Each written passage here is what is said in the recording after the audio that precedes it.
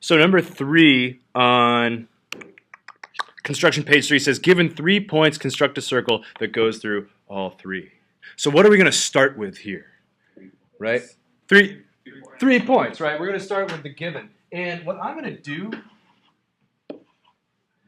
is something that I highly recommend to all of you to do as well, is to, so let's actually claim it, since it's too easy to just start trying to do them on our own. I like to draw it, right? I like to draw what we actually want to construct. So what am I trying to construct here ultimately, right? Xander, yeah. A circle that goes through all 3 points. It's pretty straightforward. Okay. So because I want the circle, are you making fun of my circle? Oh, is that a circle or a potato? Oh, he's a comedian. I respect it. I respect it.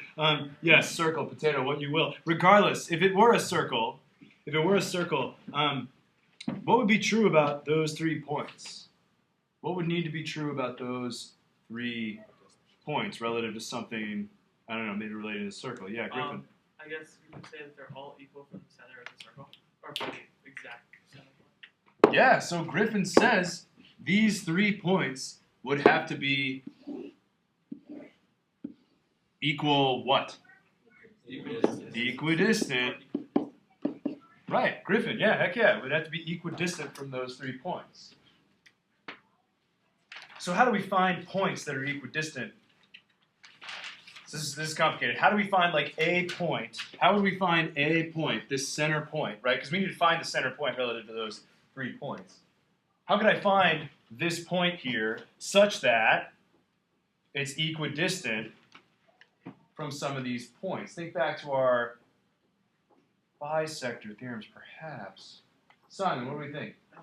Well, I would just make a circle from each.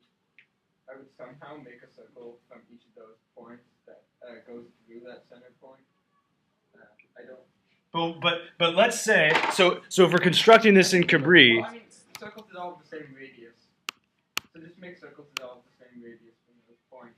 So if I've got these 3 points, how do I make circles with the same radii? Well, maybe it doesn't need to be the same radius, but just like make circles from each of those points so that all of those 3 circles intersect at one point. Right. So okay. I think I hear what Simon's saying. He's saying, right, if we could get a circle here with an equal radius to a circle centered here, and then another one there, they would all intersect at that middle point? Yeah. Okay. Might be hard to do, right? Might be hard to know, right? Because Simon, I mean, I love the strategy, but like when I try and make a circle here, it's like how big? I think you just make the circles, just make 2 circles of any size that overlap each other from 2 points. No. And then make another one that goes through one of those points. So like,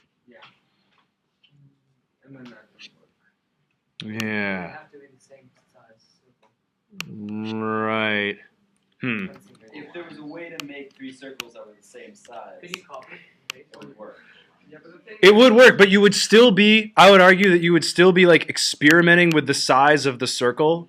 Wait, like, right, you would still, he says, right, you would still be experimenting with the sizes of the circles, like waiting to, like waiting for that special moment when they all 3 intersect at the same point, right? I mean, so it's good estimation, right? So well, maybe then if I do this and then get it through here, well, not quite, and then the moment I start moving these 3 points, like the circle that we constructed is nowhere close, right? So let's think of our equidistance theorems that we have. Let's see, we got these 3 points. What might help us find a point equidistant from a pair of points? Cesar? People, make a triangle. We can go ahead and make a triangle. think that's a fine idea. Make some segments here. Then you get 3 points, and then you can put a circle through all 3 of those. Well, we still don't know where the center of the circle, though, right? You go to the top point. Triangle. We need a circle that goes. If we center the circle here, Yeah, when you go through. right. I like your solution, though. I mean, it's a creative start here, because if we have these segments, Michael? I perpendicularly bisected all 3 of the segments. Michael says he perpendicularly bisected all 3 of the segments. So if we perpendicularly bisect, whoa, that's not right. If we perpendicularly bisect this segment right here, where did that go? Can't you just it's asking if you want to I know. I don't know what's going on. I don't think that connected. Oh, strange. Tech error. No, just go perpendicular bisector and then hit the line. You should be able to specify, though, the endpoints of the segment that you want to perpendicularly bisect. But you're right. You're right. It'll work. The segment. You're right. On that. Because that's just the perpendicular tool. That's my problem.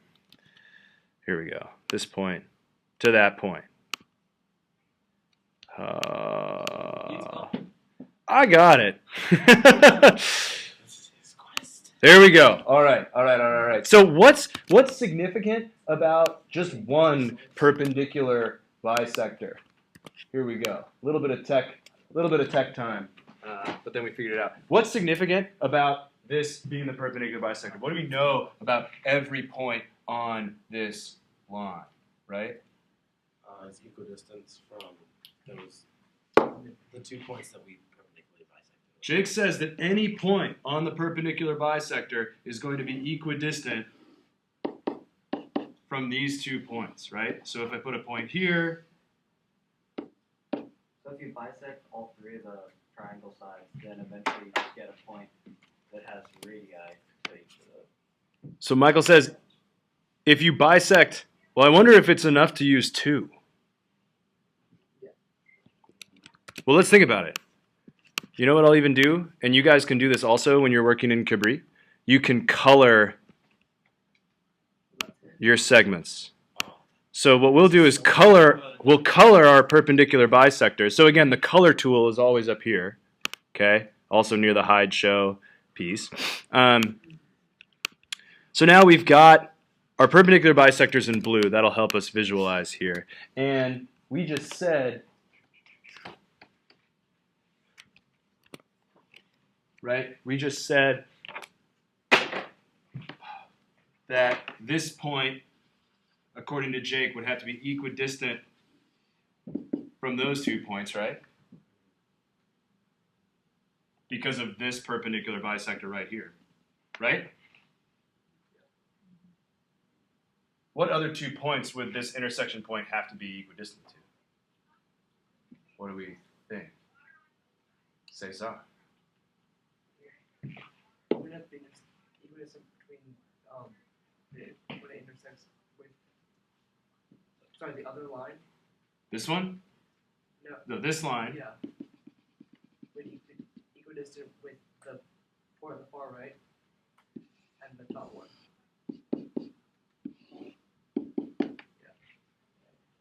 Indeed. Indeed. No. So Cesar says, wait a minute, so we're also equidistant from these 2 points because of that segment right there. So is this point equidistant from all 3 points? Yeah.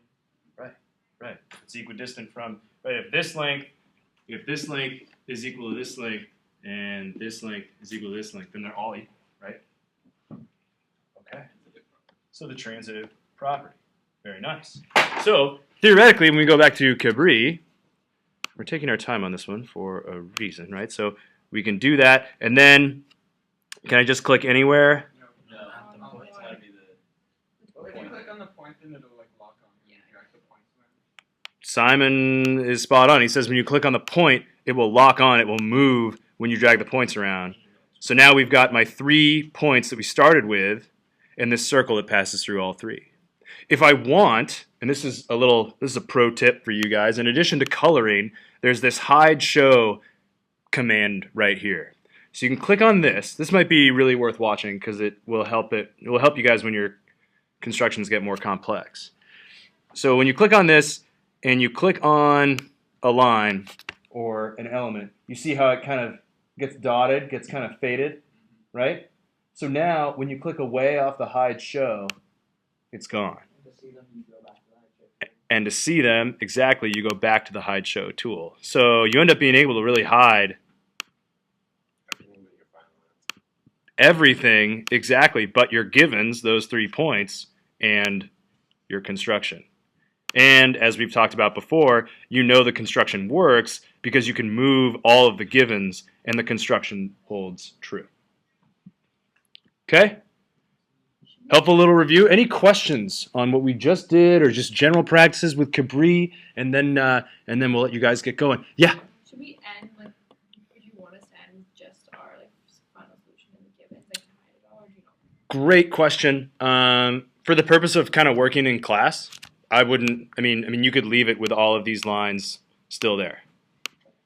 And could you have done a third bisect? Well, yeah. I wonder. Do we think? Let's see. So, which one didn't we bisect? The top one. This one, right? Oh, that one. Goes through the same point. So it would have just been more than 3 points. Sure. Jake, Should we do this if we haven't done it already on our freebie? great call. Practice it. Simon, yeah.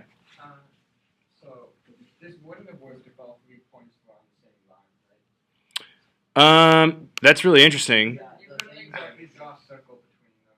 yeah, it like breaks. right? Because the circle gets really wide, and then And then they come off. it would just be a really, really, really big circle. Oh yeah, but then Well, if they're on a straight line, then they would. But you're right. If they were on a straight line, exactly, you couldn't, right? Because that'd be like saying a side of a circle was a straight line, which it is not. Nice. Good point, Simon. Okay. So my hints are when you guys get back to trying these challenges, sketch it. All right? Sketch what you're looking for. Just like we did here, thinking, okay, we need to find a point equidistant. How do we do that? Well, I know perpendicular bisectors help me with that. That's going to help you as these constructions become more complex. All right, go for it, gang. Walk all the way down. Sorry? Just walk all the way Yeah, keep working. Be sure and save your progress and